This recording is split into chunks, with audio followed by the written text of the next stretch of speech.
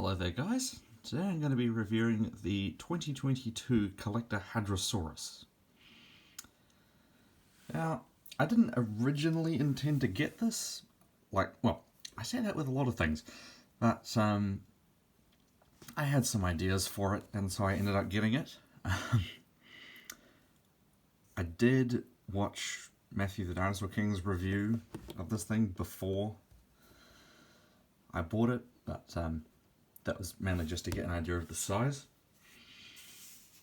So, I think this is pretty good. There are some issues with it, and there are things that I'm not sure about, because I don't know a lot about Hadrosaurus, other than that it's a pretty basal animal. So, this is the nasal bone, this thing here. That's not like the Edmontosaurus expandable nose balloons, and I'm not sure if it should have the Saurolophine-esque hoof, because Hadrosaurus was around before the split, and same with the toes. More derived hadrosaurids had really short toes, and they were mainly walking on a fleshy pad, but this being Hadrosaurus, I am not 100% sure, but yeah. I do quite like the pose. It's like in a full-blown running pose, or maybe a gallop. I'm not really sure if this leg is supposed to be sticking out to the side like that. This could be warping, or it might be supposed to be like that. This actually has quite a similar colour scheme to the Dreadnoughtus, aside from the pink, of course.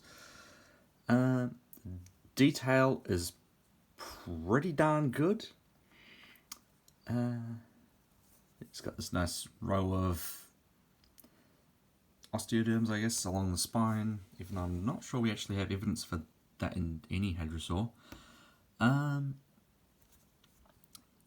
There's an interesting thing where most of them appear to be a different colour, but then where these darker green stripes are, they are the same colour as the stripes. Which, I'm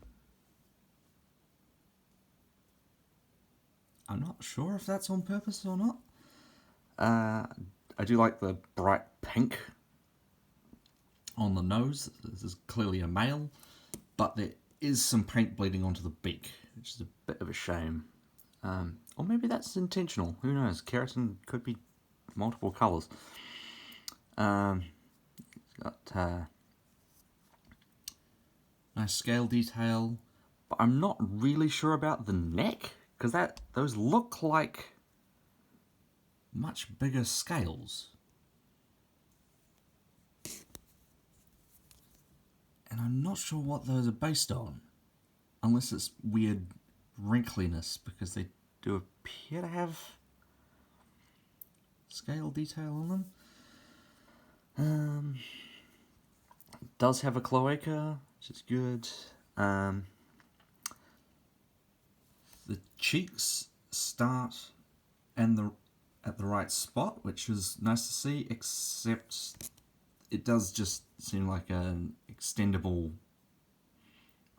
skin flap. I suppose this does have its mouth open, which is another good thing. On this side you can kind of see the outline of the jaw, which is good, but I don't think the cheeks would be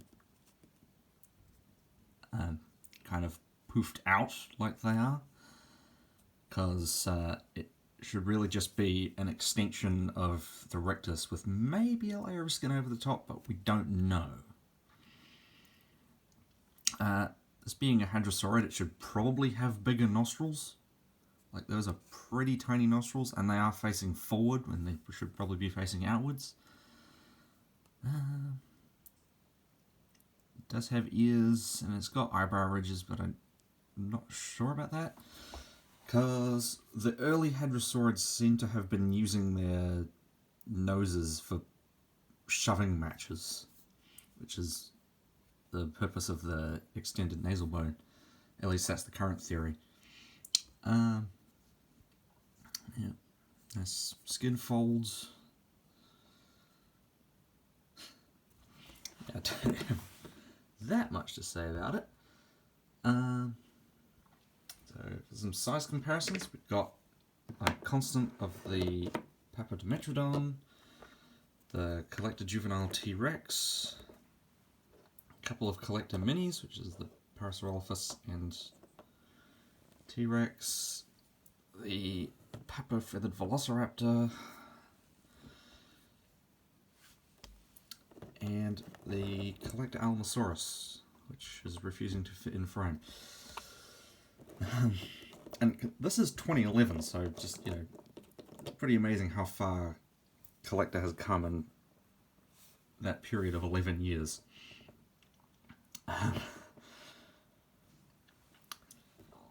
Yeah, so at the moment this is not actually going to be playing a Hadrosaurus, it's going to be playing a young Barsboldia in my next documentary.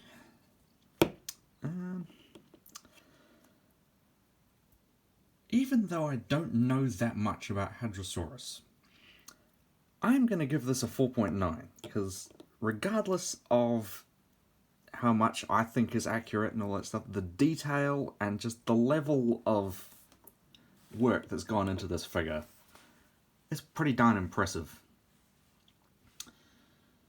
So yeah, thanks for watching, and I'll see you next time.